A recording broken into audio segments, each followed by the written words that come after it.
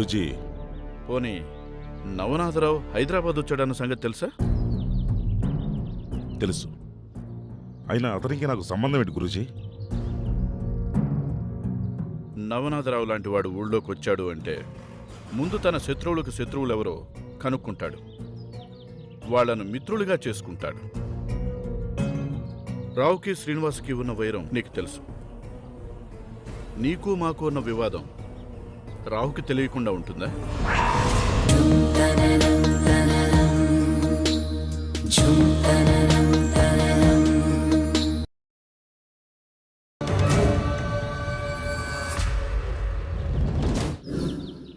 ASHA, tiffin చేయమంటే చేయనన్నావంట. ఉదయం నుండి ఏమీ తినలేదు. రా టిఫిన్ చేద్దు గాని. నాకక్కర్లేదు. ఏమైంది నీకు? ఇంకా ఏం కావాలి? అదృష్టం బావుండి ప్రాణాలతో ఉన్నాను. లేదంటే ఈ పాటికి ఆ భాను చేతిలో చచ్చేదాన్ని. నా బిడ్డ అనాథైపోయేవాడు. ఇక్కడుంటే నాకేదో భద్రత ఉంటుందని ఇక్కడికి తెచ్చి పడేశారు. కానీ నాకిక్కడే కాదు, ఎక్కడా సేఫ్టీ లేదు. ఎందుకలా ఆలోచిస్తావు? మేమంతా ఉన్నాం కదా. మేము ఉండగా నీ మీద ఈగ కూడా వాలనివ్వం ఆశా. నా మాట విను, రా ఏమైనా తిందు కాని. చూడండి, నన్ను ఒకేసారి చంపేయండి, అంతేకాని అన్నం పెట్టి బ్రతికిస్తూ నన్ను కట్టడి చేస్తూ బంధించి నా ప్రాణాలు తీయకండి. నన్ను వెళ్ళనివ్వండి. ఎందుకలా మొండిగా మాట్లాడతావు? ఇక్కడి నుంచి వెళ్తే నీకు చాలా ప్రమాదం. పైగా పెద్దమ్మకి తెలియకుండా నిన్ను పంపిస్తే ఊరుకోదు. ఎందుకు ఊరుకోదు? ఆవిడెవరు నా జీవితాన్ని చట్టంలో బంధించడానికి? మీ అందరికి ఏం హక్కుంది నన్ను ఆపడానికి?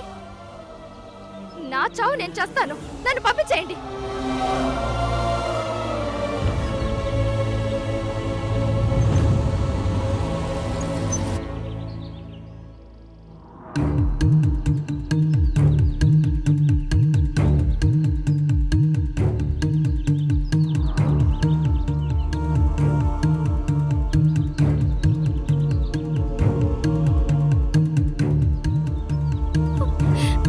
ఎందుకు సతీష్ నన్ను ఇలా చేసావు?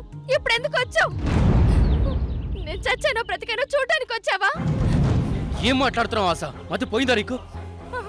నిన్న రాత్రి పోలీసులు రావడం ఒక్క క్షణం ఆలస్యం అయ్యుంటే నా ప్రాణాలే పోయి ఉండేవి. ఏంటి? నన్ను చంపడమే మీ ఉద్దేశం అయ్యుంటే నన్నెందుకు చేరదీసావు? ఆ రోజే చంపేసుంటే పీడా పోయేది కదా సతీష్. ఆశ, అసలు ఏం జరిగింది? భాను వచ్చాడు. ఒక ఉన్మాదిలా గన్ను తీసుకొచ్చి నన్ను చంపడానికి ప్రయత్నించాడు.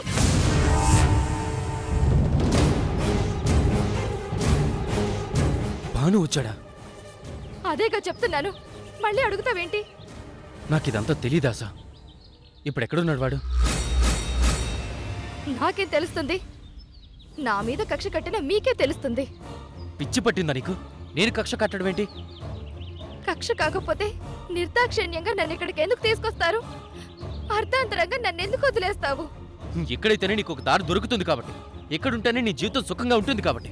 నిజంగా నువ్వు నా సుఖమే కోరుకుంటే నన్ను వెంటనే ఇక్కడి నుండి తీసుకెళ్ళు, లేదా నేనే ఇక్కడి నుండి వెళ్ళిపోతాను. నన్ను ఆపడానికి ట్రై చేయొద్దు. ఇక్కడి నుంచి అడుగు బయటపడితే నువ్వు చాలా నష్టపోతావు. ఇప్పుడు మాత్రం ఏం లాభం జరిగింది? ఏం పొరిగింది? అన్నీ పోగొట్టుకున్నాను, సర్వం కోల్పోయాను. ఇక మిగిలింది నా ప్రాణమే. అది కూడా తీయాలనుకుంటున్నారు. నేనిక్కడ ఒక్క క్షణం కూడా ఉండలేను. ఆశ, ఎందుకు చెప్తున్నానో అర్థం చేసుకో. నా మాట విను. వినను. నేను వెళ్ళిపోతాను, లేదా ఇక్కడ నీ కళ్ళు ముందే కిరోసిన్ పోసుకుని చచ్చిపోతాను. Shut up!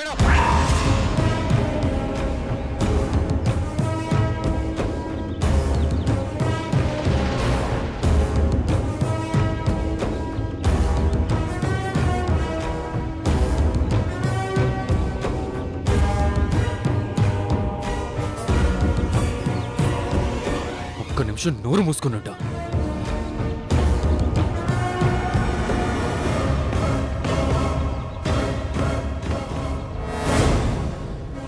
కావేరి, ఏమంటున్నావు నువ్వు? ఇది జరిగే పనేనా? అదే నాకు అర్థం కావడం లేదమ్మమ్మ. న్యాయంగా చూస్తే సతీష్ ఆలోచన సరైంది. కానీ అది ఇద్దరికీ సమ్మతమైతేనే. ఇప్పుడేం చేయాలమ్మమ్మ? నాకేం తోచడం లేదు. నువ్వేం దిగులు పడకు కావేరి. నేను సతీష్తో మాట్లాడతాను. నువ్వెలాగైనా కన్విన్స్ చేస్తావని నీకు చెప్తున్నానమ్మమ్మ. సతీష్ ఈ ఆలోచన మానుకుంటే నువ్వు చెప్పినట్టుగానే తొందరలోనే ఆశకి ఎక్కడైనా ఉద్యోగం చూసి తనని పంపించేయచ్చు. ఇప్పుడప్పుడే అలా చేయకూడదు కావేరి. మీ పెళ్ళయ్యేదాకా ఆశ నా కళ్ళ ముందే ఉండాలి. తొందరేం లేదు. అన్నీ అనుకున్నట్టు జరిగాకే పంపించొచ్చు. కానీ ఆశ ఇక్కడే ఉంటే సమస్య ఇంకెంత పెద్దదవుతుందోనని భయంగా ఉందమ్మమ్మ.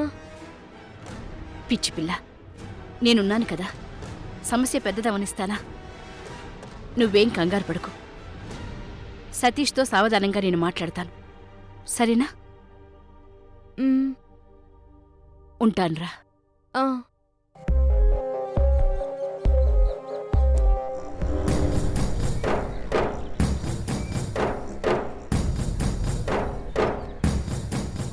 బాను ఇంట్లోనే ఉన్నాడు.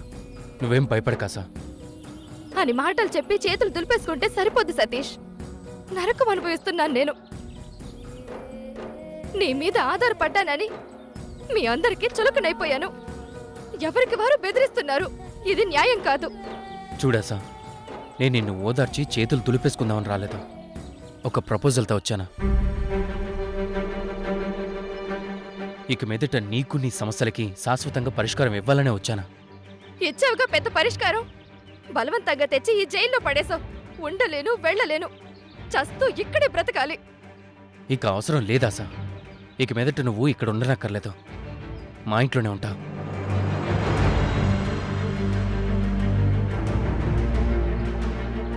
మీ ఇంట్లోనా?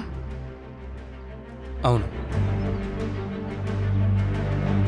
పని మనిషిగానా? కాదు, మా ఇంటి కోడలిగా.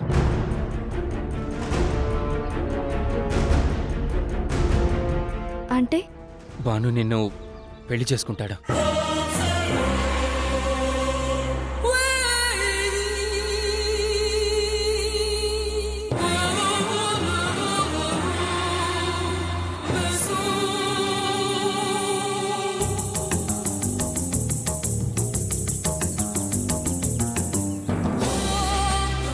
నీ పరిస్థితికి కారణం బాను. నీ బాబు తండ్రిని కోల్పోవడానికి కారణం బాను. అందుకే నిన్ను పెళ్లి చేసుకుని నీ బాధ్యతల్ని, నీ బిడ్డ బాధ్యతల్ని బానుయే తీసుకుంటాడు. ఇక నీకు ఎలాంటి అభద్రత ఉండదు.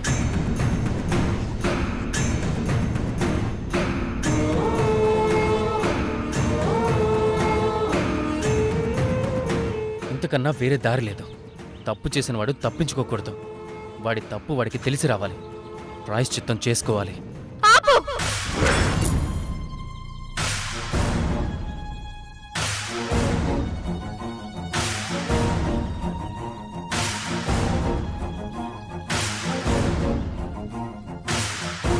నేను మనిషిని అనుకున్నావా లేదా పశువుని అనుకున్నావా? ఆశ, నా జీవితాన్ని ఏం చెయ్యాలని అలాంటి మాటలు మాట్లాడుతున్నావు? ఈ దరిద్రపు ఆలోచన నీదేనా? లేదా ఇది కూడా ఆ మహాతల్లి స్వప్న గారిదేనా? ఆ రాక్షసుణ్ణి నేను పెళ్లి చేసుకోవాలా? ఆశ, నేను చెప్పేది విను. ఏం వినాలి? నీకు తోచినట్టు నన్ను ఆడించడానికి నేనేం ఆట బొమ్మని కాదు. మీరు కట్టించుకోమన్న వాడితో తాళి కట్టించుకోవడానికి నేనేం మానుని కాదు, మనిషిని. జాలి చూపించిన వాడివి ఆదరిస్తావనుకున్నాను. అండగా ఉన్నవాడివి నా మనసు అర్థం చేసుకుంటావనుకున్నాను. కానీ నువ్వు నీ స్వార్థం కోసం నన్ను రాక్షసుడికి అప్పగించాలని చూస్తున్నావు. ఇది త్యాగం అనుకుంటున్నావా? నన్ను ఉద్ధరిస్తున్నాను అనుకుంటున్నావా? నన్ను చంపాలని వచ్చిన కిరాతకుణ్ణి నన్ను పెళ్లి చేసుకోమని ప్రపోజల్ తీసుకోవడానికి అసలు నీకు మనసులో వచ్చింది? సిగ్గుందా నీకు? మనిషివేనా నువ్వు? ఛీ! ఛీ!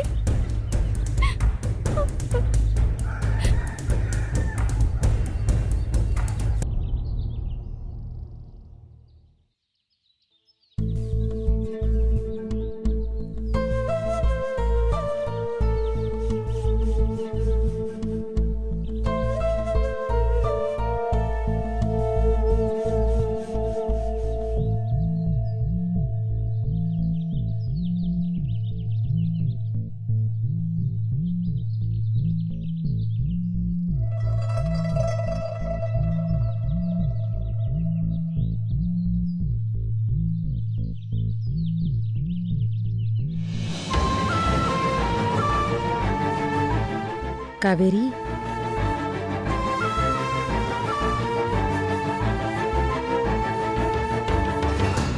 ఏ నాన్నా, ఏమైంది అలా ఉన్నావు? నాకంతా అయోమయంగా ఉంది మమ్మీ. ఏం జరుగుతుందోనని భయంగా కూడా ఉంది. దేనికి నాన్న భయం?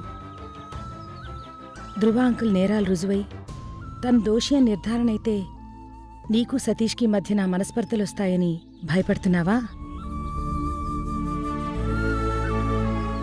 ఇప్పుడే ఇలాంటి సమస్యలకి భయపడితే భవిష్యత్తంతా సతీష్తో కలిసి ఎలా బ్రతుకుతావురా? సతీష్తో కలిసి బ్రతకాలంటే ముందున్న ఈ సమస్యకి పరిష్కారం దొరకాలి కదా. నీకు పరిష్కారంతో పనే ఉంది తల్లి. ఈ సమస్య ధ్రువాది, పరిష్కరించుకోవాల్సింది అతనే. కానీ సతీష్తోనే కదా మమ్మీ ముడిపడుంది. నిజమే, కాని తన అందరిలాంటివాడు కాదు కావేరి. తండ్రి నేరానికి, నీ మీద పెంచుకున్న ప్రేమకి ముడిపెట్టడు. ఇంత జరుగుతున్నా సతీష్ని యాక్సెప్ట్ చేసింది నువ్వు సతీష్ని ప్రేమించావని కాదు కావేరి. నీకన్నా నీ మీద సతీష్కే ఎక్కువ ప్రేముందని, అతని ప్రేమలో నిజాయితీ ఉందని. అలాంటివాడు వాళ్ళ నాన్నకి మన కుటుంబానికి ఉన్న వైరాన్ని ఎట్టి పరిస్థితుల్లోనూ మీ మధ్యకు తీసుకురాడు. కుదిరితే పోరాడతాడు, లేదంటే చెడుకి దూరంగా వెళ్ళిపోతాడు. అంతేకాని తన తండ్రి స్వార్థానికి మీ ప్రేమని బలి చేసుకోడు. నువ్వలాంటి భయాలేం పెట్టుకోవద్దమ్మా. తను ఎంత నిజాయితీ పరుడైనా ప్రయోజనం ఏముంది మమ్మీ? అత్యాశ, దురాశ ఆ నిజాయితీని కప్పేసే ప్రయత్నం చేస్తోంది. పాపమని హెల్ప్ చేస్తే ఇప్పుడు సతీష్ జీవితాన్ని కోరుకుంటున్నారు. ఏమంటున్నావు కావేరి? నీకు తెలీదు మమ్మీ, సతీష్ జీవితంలో ఇంకా చాలా జరిగాయి. స్వప్న అమ్మమ్మకి అన్నీ తెలుసు. అమ్మమ్మే సతీష్ని ప్రొటెక్ట్ చేస్తోంది. అసలేం జరిగింది నాన్నా?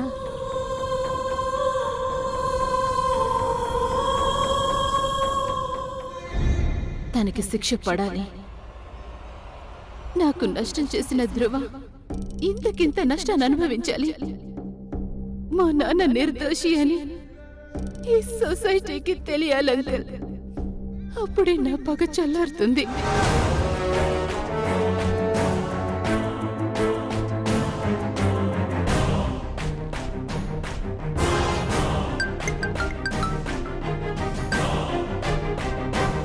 వంశీ, బాబాయ్, మీతో 2 నిమిషాలు మాట్లాడాలి. ఫ్రీగా ఉన్నారా? చెప్పు వంశీ. ప్రశాంతి తండ్రికి సంబంధించిన కేసు గురించి బాబాయ్. ఓ, కేసు ఫైల్ చేస్తున్నావా? అదే పనిలో ఉన్నాను బాబాయ్. కానీ కేసు రీఓపెన్ చేసే ముందు మనకు కొన్ని ఆధారాలు కావాలి. కావాలిగా మరి. ఈసారి కేసు అంటూ వేస్తే చాలా స్ట్రాంగ్గా ఉండాలి వంశీ.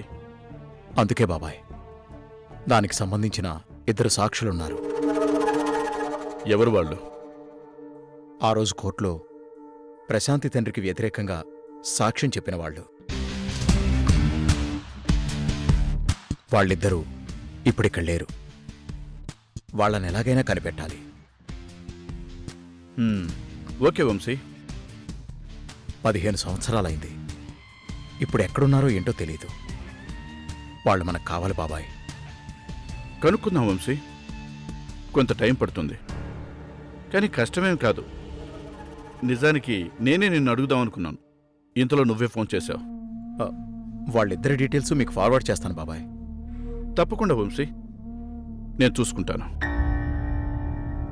బాబాయ్, మీకు చాలా శ్రమిస్తున్నాను. I'm sorry. వంశీ, ఇంకొన్ని రోజులైతే నేను పూర్తిగా కోలుకుంటాను. ఇక మిమ్మల్ని ఇబ్బంది పెట్టను. ఏంటి వంశీ పరాయి వాళ్ళ ఆ మాటలు? నీ మిత్రులు నాకు మిత్రులైనప్పుడు నీ శత్రువులు నాకు శత్రువులే. నీ పనులన్నీ చేసే బాధ్యత నాది. నువ్వేం వరీ కాకు. థ్యాంక్ యూ బాబాయ్. Thank you very much. ఉండనా మరి? బాయ్ బాబాయ్. బాయ్.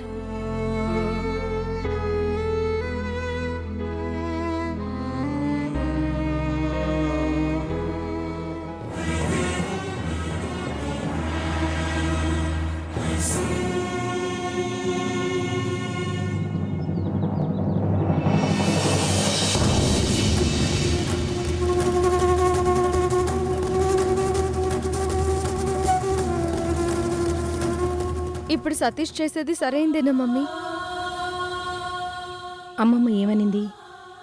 వాళ్ళిద్దరూ ఒకరినొకరు మనస్ఫూర్తిగా ఒప్పుకుంటే పర్వాలేదు, కానీ బలవంతంగా మాత్రం ఆశకి భానుకి పెళ్లి చేయకూడదు అంది. అమ్మమ్మ చెప్పింది అక్షరాల నిజం. ఒకరినొకరు ఒప్పుకోకపోతే ఆ పెళ్లి జరిపించడం ఎవ్వరికీ మంచిది కాదు. కానీ సతీష్ ఇదంతా ఆలోచించట్లేదు. భానుకి తగిన శాస్తి జరగాల్సిందే అంటున్నాడు. అది తొందరపాటు నిర్ణయం అవుతుంది కావేరి. దివ్యా, ఏంటి వంశీ? ఒకసారి ఇలా వస్తావా? వెళ్ళు మమ్మీ. ఉమ్. ఇప్పుడే వస్తాను. ఉమ్.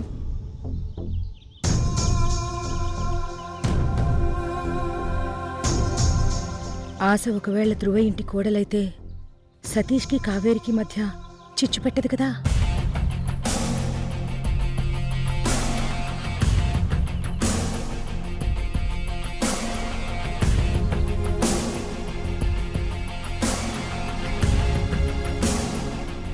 ఏంటి వంశీ పిలిచావు?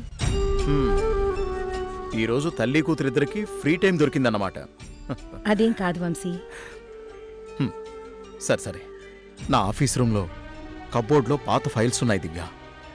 అవేవి సిస్టంలో సేవ్ చేయలేదు. ప్రశాంతి ఫాదర్కి సంబంధించిన ఫైల్ కూడా అక్కడే ఉంటుంది. కాస్త వెతికి పెడతావా ప్లీజ్? అదేంటి వంశీ అలా రిక్వెస్ట్ చేస్తావు? ఈ విషయంలో మేమంతా నీకు సహాయం చేయాలి. థ్యాంక్ యూ దివ్య. ప్రశాంతికిచ్చిన మాట నిలబెట్టుకోవాలి. ప్రశాంతి ఆనందాన్ని చూడాలి. అందుకెంత దూరమైనా వెళ్తాను దివ్య. నాకు తెలుసు వంశీ, నువ్వు అనుకుంటే జరిగిపోతుంది. ఖచ్చితంగా ఈ విషయంలో ప్రశాంతికి న్యాయం చేసి తీరుతావు. హ్మ్. వంశీ, కబోర్డ్లో చాలా ఫైల్స్ ఉంటాయి కదా, వాటిలో ఆ ఫైల్ ఎలా తీసుకోవాలి? ఆ కేసు 1995-96 ఇయర్కి సంబంధించిందనుకుంటా. ఆ ఇయర్కి సంబంధించిన ఫైల్స్ ఒక రోలో ఉంటాయి. ఆ ఫైల్ నెంబరు నా ఫోన్లో ఉంటుంది. దీన్ని బట్టి వెతకాలి. అలాగే వంశీ, ట్రై చేస్తాను. దివ్య, కావేరి ఏమంటోంది? ముహూర్తం ఎప్పుడంటూ షాపింగ్ లిస్ట్ ఇచ్చిందా ఏంటి? అది కావేరి సతీష్ గురించి. సతీష్ గురించి ఏంటి దివ్య? ఏం లేదు వంశీ, ఎంత ప్రేమించిన వాడిని పెళ్లి చేసుకోబోతున్నా ఏ ఆడపిల్లకైనా యాంగ్జైటీ ఉంటుంది కదా. నిజమేలే. నేను వెళ్ళి ఆ ఫైల్ వెతుకుతాను.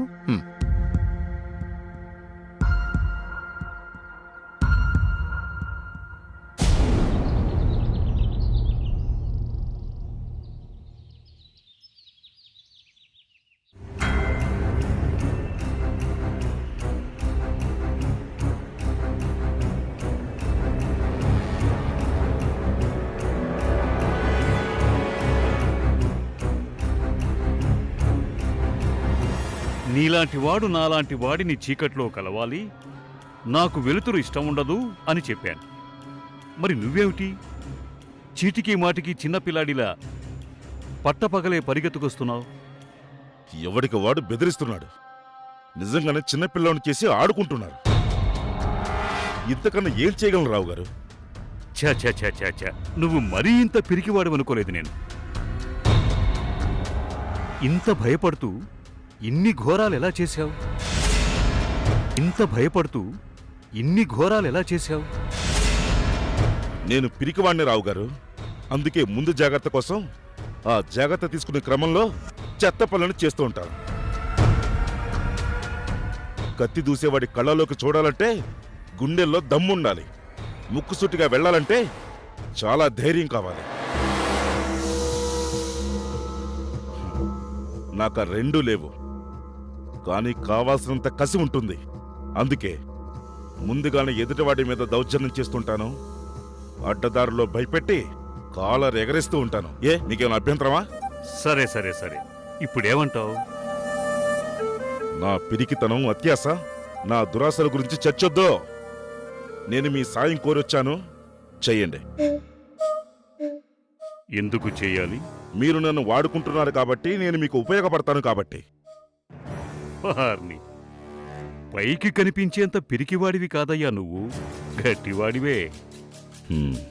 ఎలాగైనా ఈ గండ నుంచి మీరే గట్టెక్కించాలి. ఏం చేయమంటావో చెప్పు. ఆ వంశీ ప్రశాంతి తండ్రికి సంబంధించిన కేసుని రీఓపెన్ చేస్తున్నాడు. ఇల్లెలగ్గానే పండగ అవుతుందా ధ్రువ? ఆ రోజు ప్రశాంతి తండ్రికి వ్యతిరేకంగా కోర్టులో సాక్ష్యం చెప్పిన 2 వ్యక్తులున్నారు. వాళ్ళు కానీ వంశీ చేతికి దొరికితే నాకు చావు అవుద్ది. అంతదాకా రాణిస్తానా? ఆ 2 సాక్షులు వంశీకే కాదు, నీకూడా దొరకరు, కనిపించరు. నిజంగానా? డీటెయిల్స్ పంపించు, నేను చూసుకుంటాను. నువ్వు నిశ్చింతగా వెళ్ళు. రావు గారు, వాళ్ళని అడ్డం పెట్టుకుని నన్ను మళ్ళీ బ్లాక్మెయిల్ చేయొద్దు ప్లీజ్. నేను మరీ అంత నీచుణ్ణి కాను. వెళ్ళు.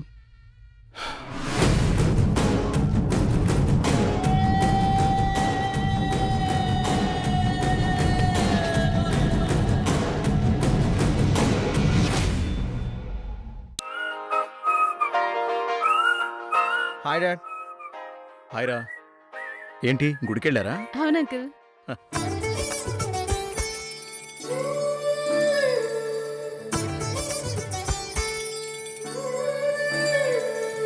థ్యాంక్స్ అమ్మా.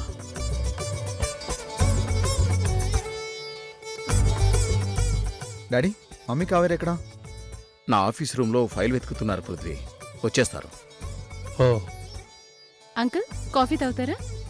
వద్దమ్మా, థ్యాంక్ యూ. అది సరే గాని మీరేంటి ఈ మధ్య కాలేజీకి బాగా డుమ్మాలు కొడుతున్నారు?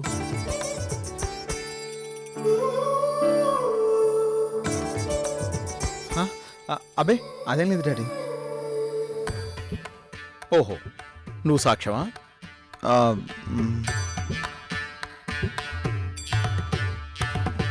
పెళ్ళిళ్ళు సెటిల్ అయితే చదువును నిర్లక్ష్యం చేయమని కాదు.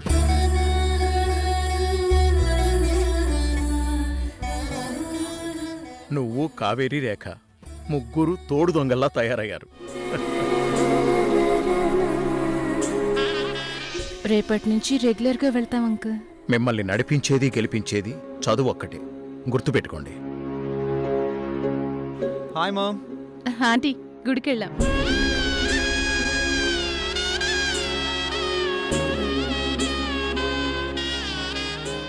ఏం దివ్య, ఫైల్ ఏది?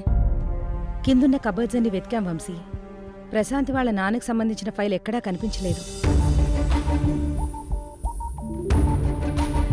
నువ్వు ఆవేశపడకుండా చెప్పేది విను. నేను ఇదంతా చేస్తుంది ఆ కుటుంబం మీద కక్ష సాధించడానికే.